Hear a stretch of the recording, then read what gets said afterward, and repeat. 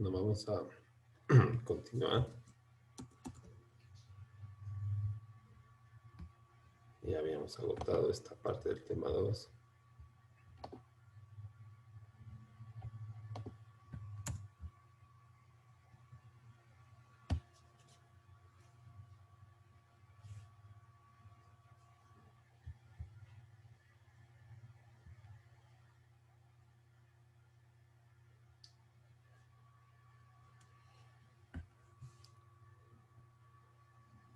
En cuanto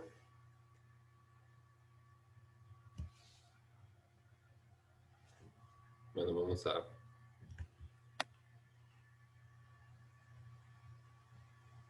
esperar un minutito a que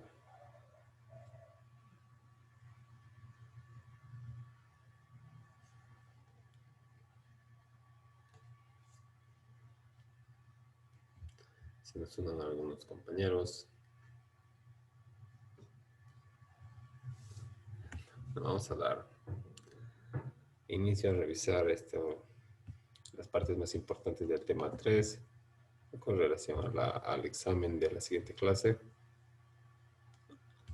Se trata de los ingresos, el gasto público y el presupuesto con relación a la actividad financiera del Estado. El ingreso, que es todo caudal de patrimonio, liquidez que ingresa en caudal de uno, o que en el caso de los ingresos públicos ingresaría en la tesorería del Estado, siempre y cuando sea o provenga de fines o de objetos lícitos. No de cualquiera o de cualquier naturaleza económica, como señala esta definición, porque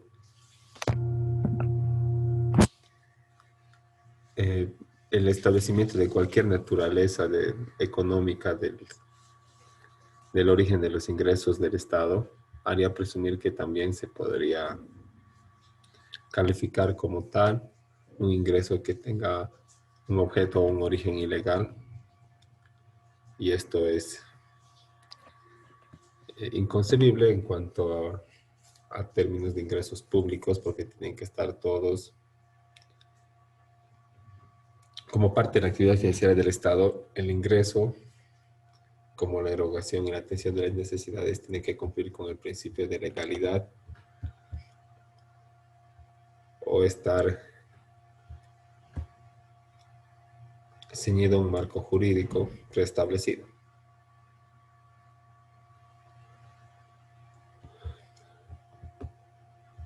Ahora, los ingresos son diferentes de los recursos, ¿no? Porque los ingresos se expresan en cantidades de lo que efectivamente se ha obtenido. Y los recursos es la riqueza acumulada de cualquier bien que podría potencialmente generar ingresos. Entonces, la riqueza se refiere a cualquier cosa u objeto que tenga un valor de mercado. Y los ingresos solamente a la cantidad de lo efectivamente obtenido. En cuanto a los elementos constitutivos del ingreso público, son tres: el recurso, el régimen jurídico y el interés social.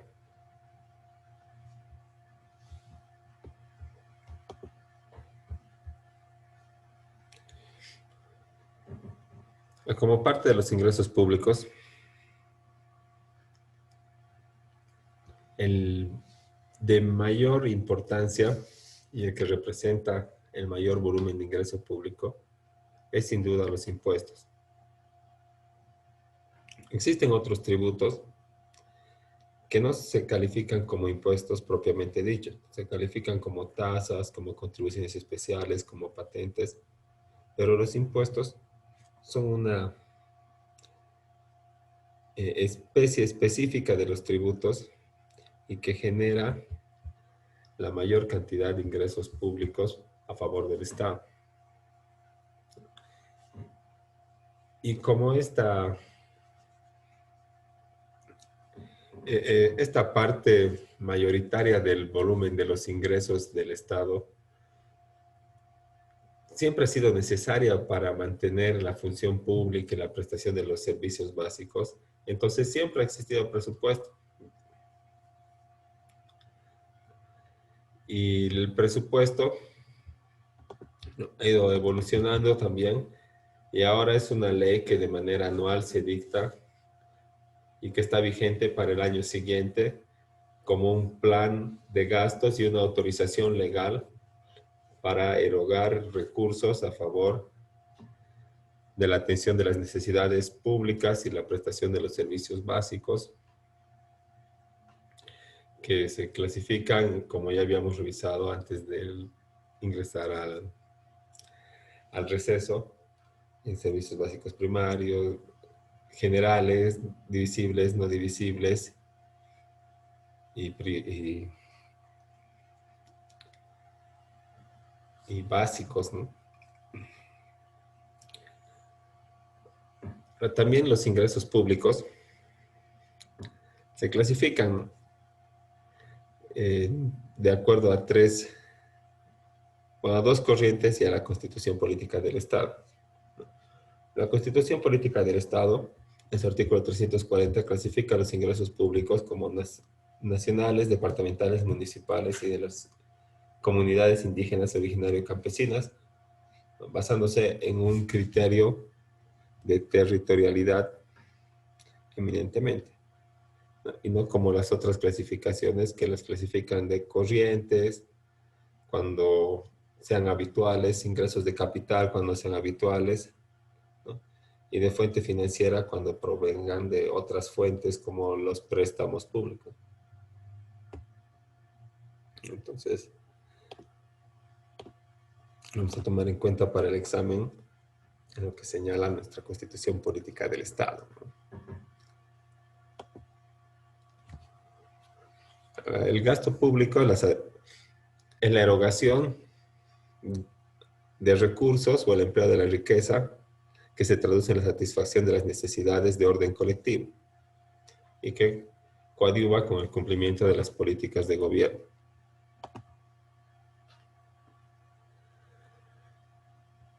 Los elementos constitutivos del gasto público político, porque coadyuva a la consecución de los objetivos de la política de gobierno; económico, porque es una disposición de recursos o de liquidez que es cuantificable; y jurídico, porque se realiza en mérito a una autorización legal o una ley que se llama ley del presupuesto.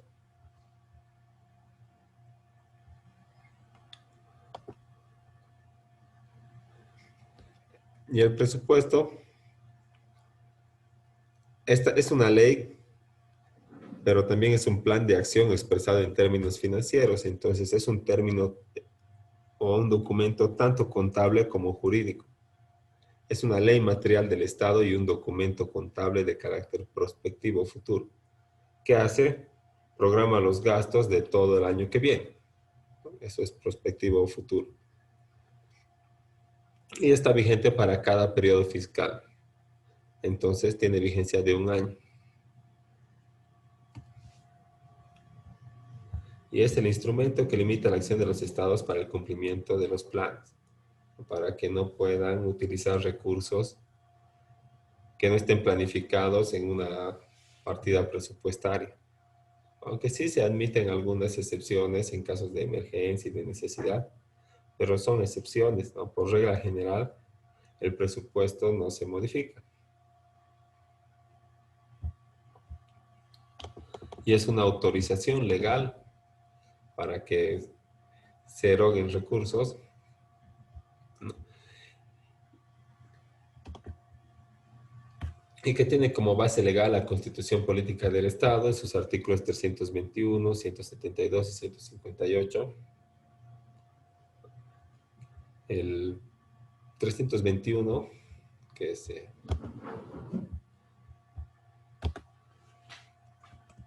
lo vamos a revisar. Establece cuáles partidas se van a atender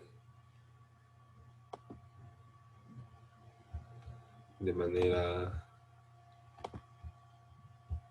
¿cómo se dice? Prioritaria, ¿no? En relación a otros gastos que tiene que erogar el Estado. Ahí no hay la Constitución.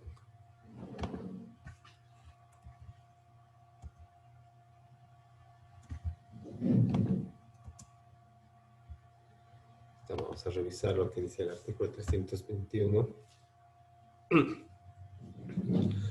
También está la ley 3351 de organización del Poder Ejecutivo, en el que se establece como atribución del presidente del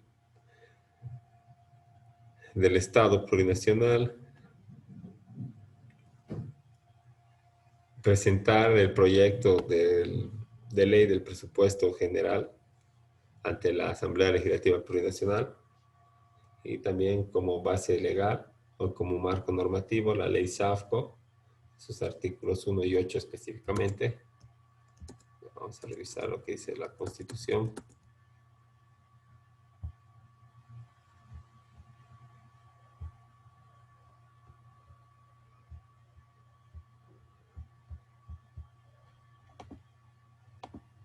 Artículo 321 es política fiscal. La administración económica y financiera del Estado y de todas sus entidades se rige por su presupuesto. Entonces, todos los niveles de gobierno y todas las entidades públicas y las empresas públicas y de economía mixta tienen que presentar un presupuesto. La determinación del gasto y la inversión pública tendrá lugar por medio de mecanismos de participación ciudadana y de planificación técnica y ejecutiva estatal. Las asignaciones atenderán especialmente a la educación, salud, alimentación, vivienda y desarrollo productivo.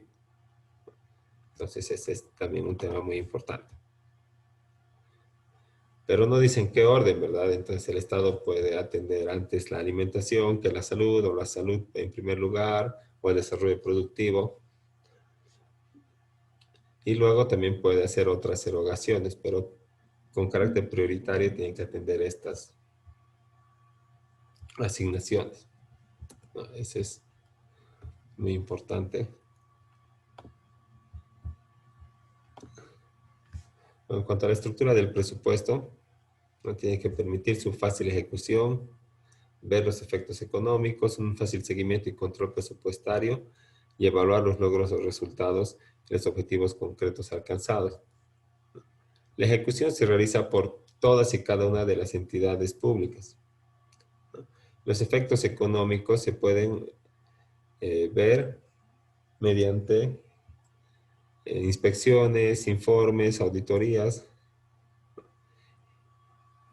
y todas estas erogaciones tienen que tener un respaldo o un descargo para permitir un fácil control y seguimiento de la ejecución presupuestaria. Y permitir y evaluar los logros y los resultados ya es tarea del Ministerio del RAM. Puede ser el Ministerio de Economía y Finanzas Públicas, o el Ministerio de Salud, o el Ministerio de Deportes y Cultura, ¿no? Entonces el presupuesto tiene que ser una asignación de recursos, un plan financiero, una ley general del Estado, que su estructura permita la realización de estos 4 puntos que son fundamentales. Y en su contenido, en cuanto a la forma, ¿no? Se estructura como cualquier otra ley, con un mensaje presidencial, disposiciones generales,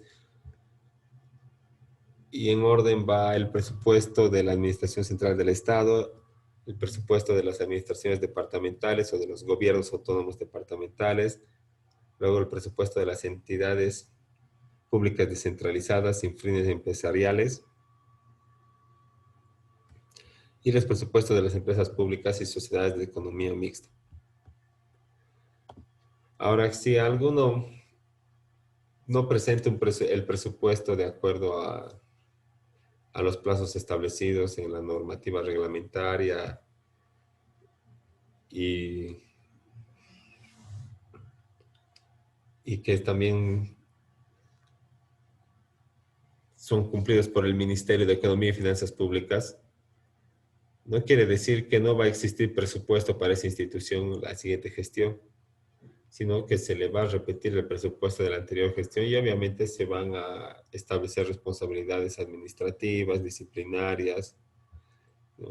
Incluso hasta penales por el incumplimiento de las funciones de estos funcionarios que tienen que ver con la elaboración de los presupuestos de las distintas entidades o instituciones públicas. Incluso las empresas o sociedades de economía mixta, que son aquellas empresas en que el Estado participa junto con la iniciativa privada en la actividad económica o en la prestación de un servicio. Y las municipalidades, no obstante de ser autónomas, también tienen que regirse por todo el proceso presupuestario y las normas y disposiciones técnicas que emite el Ministerio de Economía y Finanzas Públicas para que se les pueda asignar un presupuesto. Entonces, si bien está a cargo de algunos impuestos y genera recursos para su propia administración, todavía depende del presupuesto que se aprueba por el Estado central. Y para eso tiene que cumplir los lineamientos del Ministerio de Economía y Finanzas Públicas. Lineamientos que están dirigidos a cumplir con los objetivos de política financiera del gobierno de turno. Y en cuanto a las modificaciones, por regla general no se permiten remodificaciones presupuestarias, pero en casos excepcionales sí, como en la emergencia sanitaria o en algún desastre natural que obligue a reasignar recursos y extraer de una partida presupuestaria para transportarla a otra.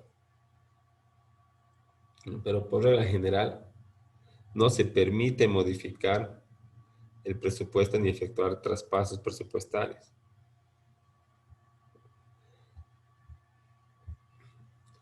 Y como el presupuesto es una ley y el traspaso presupuestario también es una modificación a la ley,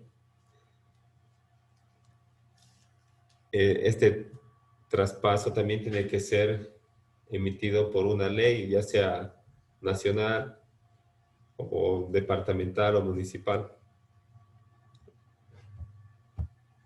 Eso en cuanto a los ingresos, el gasto público y el presupuesto, que más que nada es estructural, ¿no? Va a tener algunas, algunas preguntas o algunas opciones de selección múltiple o nada más de nombrar o de emparejar algunos conceptos con sus definiciones, que ya están acá propuestas, digamos, ¿no? Como estructura del presupuesto, permitir un fácil seguimiento y ejecución y contenido del presupuesto, eh, el mensaje presidencial, por ejemplo, ¿no? Entonces, así van a ir dirigidas las preguntas, ¿no? Y solamente se pueden hacer preguntas de emparejamiento, de desarrollo y de selección múltiple y ya no de falso y verdadero. Entonces, esa va a ser la estructura del examen. Ahora vámonos al tema 4.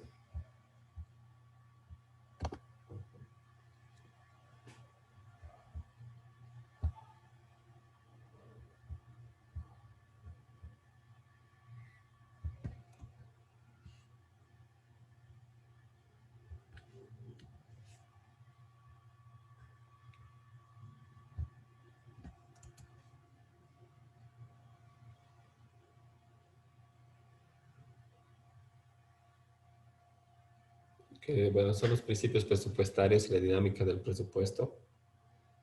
la dinámica del presupuesto es la misma dinámica que sigue toda ley o todo proyecto de ley hasta ser publicado en la Gaceta General de la República o en la Gaceta General del Estado Plurinacional. Y esa dinámica o ese proceso legislativo, ustedes ya lo conocen desde el derecho constitucional del anterior semestre. Entonces, en cuanto a los principios presupuestarios, ¿no? Sí va a dar lugar a algunas preguntas de desarrollo, digamos, de conceptualizar, ¿no? O de emparejar el principio con su definición. Y son estos 13 principios presupuestarios, ¿no? Equilibrio, periodicidad, exclusividad, universalidad, programación, unidad, continuidad, especificidad, flexibilidad, realismo, claridad, legalidad y publicidad, que ya habíamos revisado.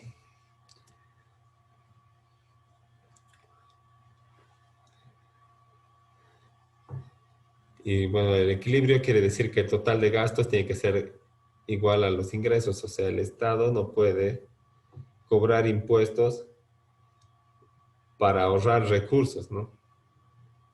Si, si existe mucha diferencia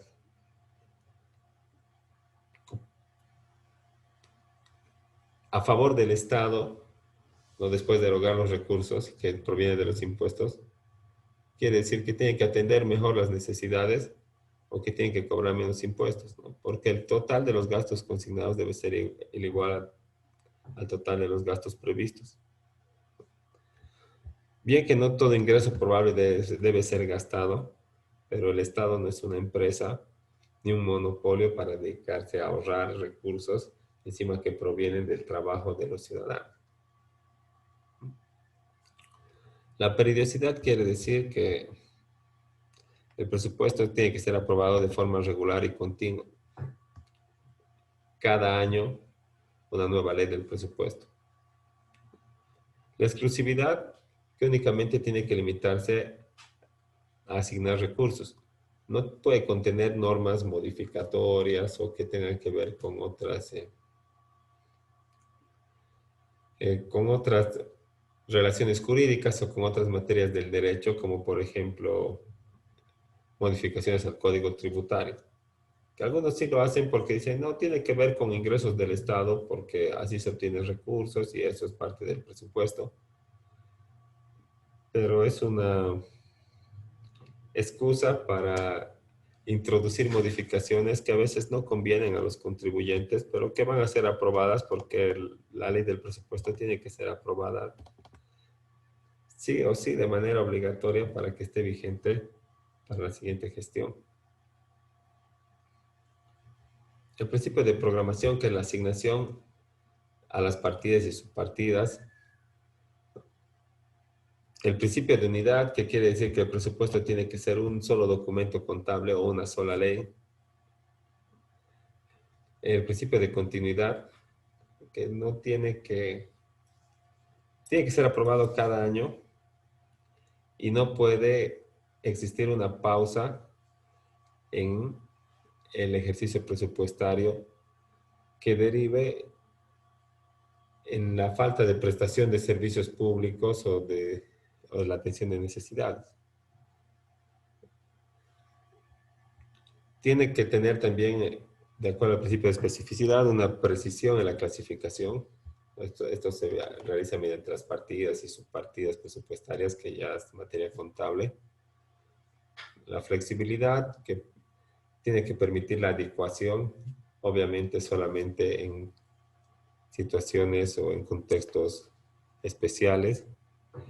El principio de realismo, en el que el presupuesto debe ser objetivo y armonizarse con la realidad económica y financiera.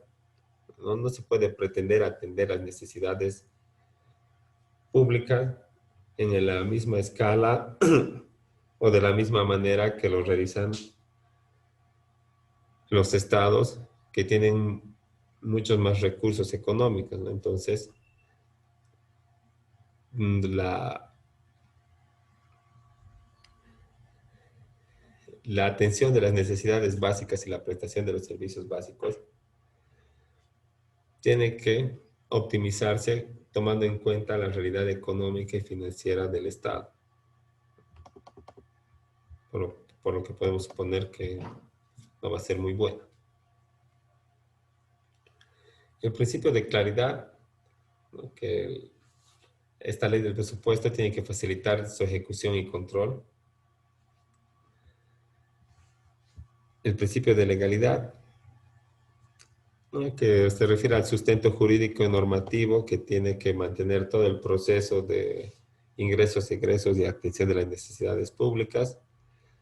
Y el principio de publicidad que establece el acceso mediante el control social o algunas solicitudes a toda la información contable del presupuesto, pero eso es solamente como un saludo a la bandera que está en la Constitución, porque ni la sociedad civil organizada puede tener acceso a los documentos contables de las instituciones o de los gobiernos municipales, departamentales. Ahora, el valor jurídico del presupuesto, ¿no? Algunos quieren señalar que el presupuesto es solo una ley en sentido formal porque cumple el proceso legislativo, pero no va dirigida a regular la conducta de la población en general, por lo que no es una ley en sentido material. Y otros dicen que es una ley en sentido material y formal porque si bien no está dirigida a toda la población en general, sí regula la conducta de aquellas personas que tienen que ver con el proceso de ingreso, egreso y atención de las necesidades públicas, y también se establecen responsabilidades o sanciones por el incumplimiento a las obligaciones que establecen estas leyes. Entonces, hay dos corrientes, ¿no? Una que señala que el presupuesto es solamente la ley en sentido formal y otra que señala que es una ley en sentido formal y también en sentido material. Están las fases de planificación del presupuesto, que eso ya es más materia contable, ¿no? La planificación, la programación de las operaciones, la ejecución del presupuesto. Y la dinámica de esta ley presupuestaria, que es la elaboración, presentación, discusión, aprobación, ejecución y control, tomando en cuenta el proceso legislativo que está establecido en la Constitución para que se publique en la Gaceta General del Estado toda ley que ha pasado por esta presentación de anteproyectos, la aprobación, en el caso de la ley de presupuesto, la aprobación por el órgano ejecutivo, luego tiene que remitirse a la Asamblea Legislativa para su consideración, en aplicación de los artículos 158, 162 y 163 de la Constitución Política del Estado.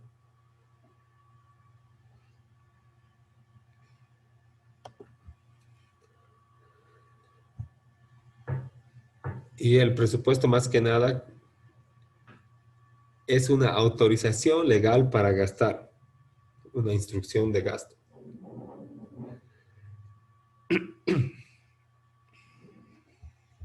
El control presupuestario lo que hace es determinar la relación entre lo que se ha programado y lo que se ha ejecutado. Ese también es un documento contable que se realiza mediante auditorías internas y externas.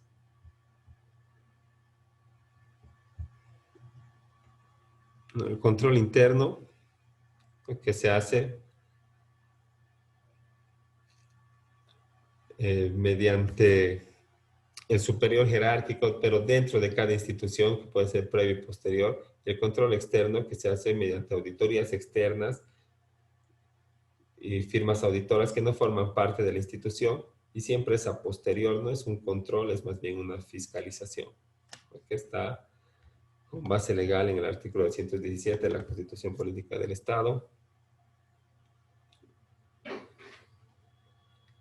Y existen dos tipos de control, el político, que realiza el órgano legislativo, y el control social, que está ejercido por la ciudadanía, ambos también con sustento constitucional en los artículos 158 y 241 y 42 respectivamente, y que ya habíamos revisado. Las partes más importantes de esta lección para el examen, ¿no?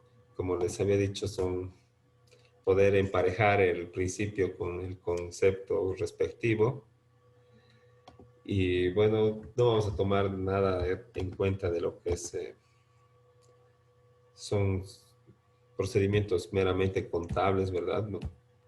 Vamos a tomar en cuenta lo que señala la Constitución Política del Estado, los artículos 158, 62, 63, y un poco en lo que es las etapas de la elaboración del presupuesto, como la presentación del anteproyecto y el tránsito legislativo que sigue hasta su publicación. Eso en cuanto al presupuesto y sus principios. Si tienen alguna duda.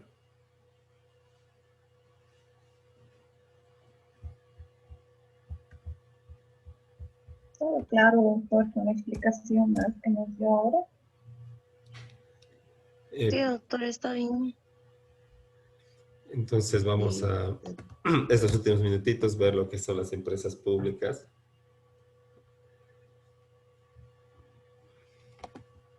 Y vamos a revisar para el examen cómo define la ley a la empresa pública, como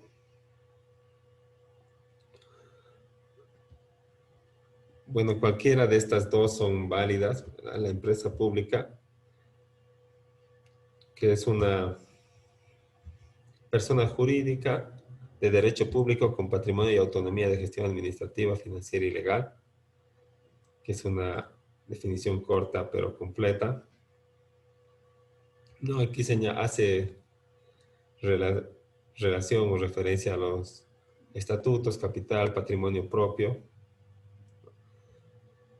pero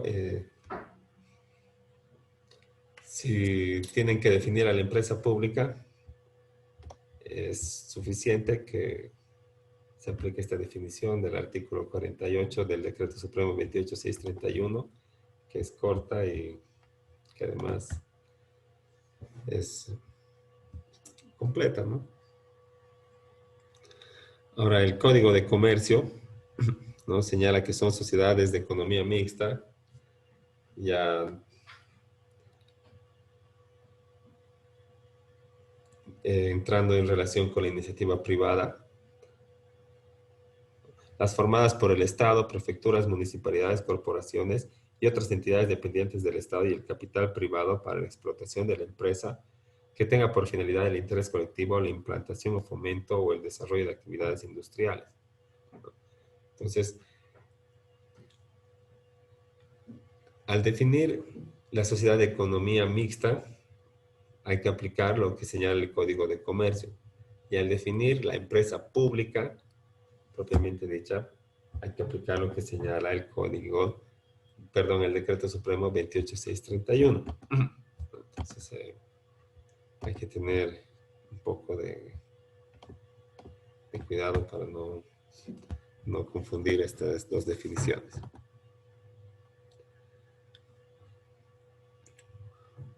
Ahora, las finalidades siempre van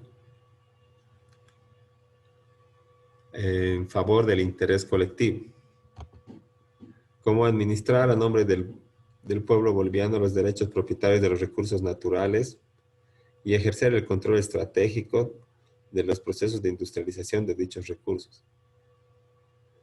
También la administración de servicios básicos, agua potable y alcantarillado. Entonces, no puede dejarse a la iniciativa o a la empresa privada la administración de estos recursos o de estos servicios básicos que tienen que ver con la satisfacción de las necesidades de índole primaria y también con el ejercicio de la soberanía del Estado, como por ejemplo la seguridad pública. No puede haber una policía privada. Entonces, el Estado lo que hace es garantizar el ejercicio de la soberanía y la atención de las necesidades de índole primario o básico y el cumplimiento de los derechos mediante la atención, mediante el ejercicio de las actividades con las empresas públicas. Ahora, existen deficiencias en las empresas públicas, como ya habíamos señalado, la ineficiencia crónica, un crecimiento burocrático, o sea que se contrata gente que no se necesita, que no es transparente la información. Pero también son necesarias las empresas públicas por razones estratégicas, porque de acuerdo al artículo 348 de la Constitución Política del Estado, los recursos naturales, el agua, el aire, el subsuelo, los bosques, la biodiversidad, son recursos naturales de carácter estratégico y de interés público para el desarrollo del país, por lo que no pueden ser librados a la iniciativa privada. No tienen que ser administrados por el Estado mediante empresas públicas, pero siempre en favor del interés colectivo.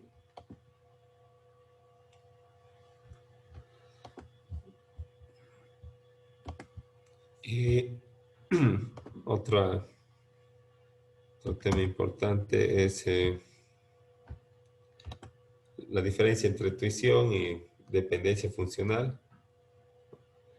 La dependencia funcional es la subordinación directa a una determinada institución, entonces hay que cumplir las órdenes de esta determinada institución que es el superior jerárquico.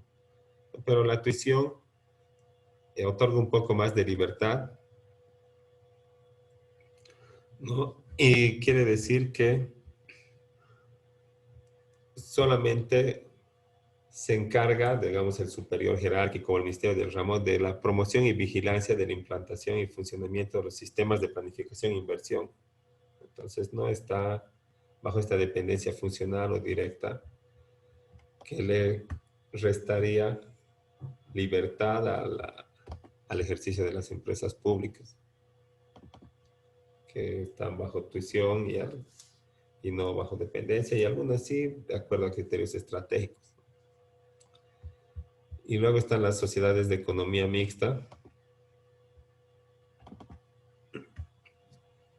que como ya hemos señalado, con carácter previo, es el Estado participando conjuntamente con la iniciativa privada en las actividades económicas.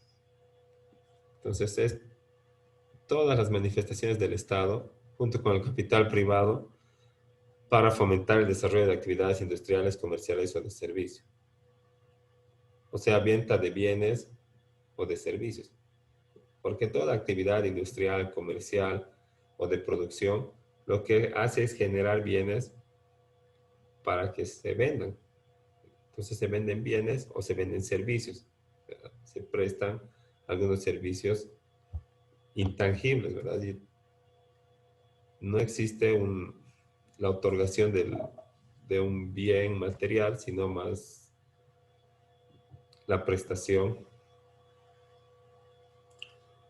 de algo intangible que es como vendría a ser una consulta, por ejemplo, en el servicio de salud pública. Ahora, este nuevo tipo de sociedad se establece en razón de que el Estado, con el fin de proporcionar a la colectividad servicios públicos rentables y eficientes, y además actuando como persona de derecho privado, se une con este capital privado buscando la obtención de utilidades, pero no solamente de utilidad, sino procurando el acceso a estos servicios a la población en general para procurar un bien común o con fines de bienestar colectivo.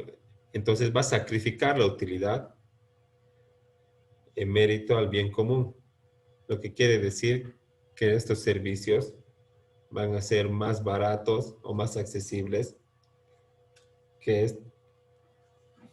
si recurrirían a estos servicios de carácter privado. Entonces va a coadyuvar al desarrollo económico. Pero también va a obtenerse utilidad, porque existe una parte del capital que está en manos de los accionistas privados y estos accionistas esperan obtener utilidad y existe utilidad y la utilidad es repartida entre la iniciativa privada y la iniciativa pública. Y la utilidad que genera esta empresa y que va al capital público se traduce en ingresos que van a ir a ser presupuestados para la atención de necesidades básicas. Juntamente con los impuestos van a ser considerados ingresos públicos. Entonces, siempre beneficia la participación del Estado en las sociedades de economía mixta, como por ejemplo existe el Banco de Desarrollo Productivo, Sociedad Anónima Mixta, mediante la que el Estado participa de la intermediación financiera y presta estos servicios de créditos, ¿no?, para el sector productivo, con condiciones más beneficiosas, con plazos más largos, con intereses más bajos, ¿no?, en mérito a que lo que buscan es el desarrollo productivo de este sector de la población y no así tanto obtener utilidad. Esos son los requisitos para la constitución de una sociedad de economía mixta.